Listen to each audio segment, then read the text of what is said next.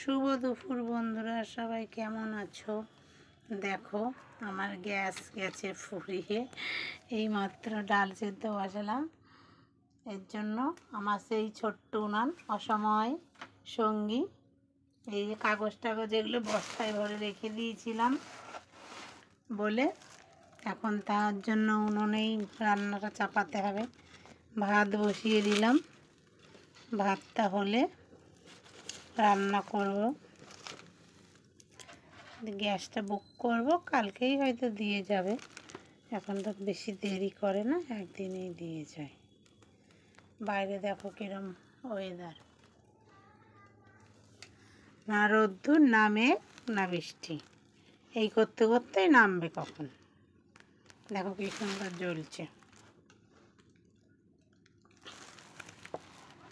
আর এই যে খেপা দেখো বসে আছে মায়ের কাছে, পাপ্পাটা চুপটি করে বসে আছে।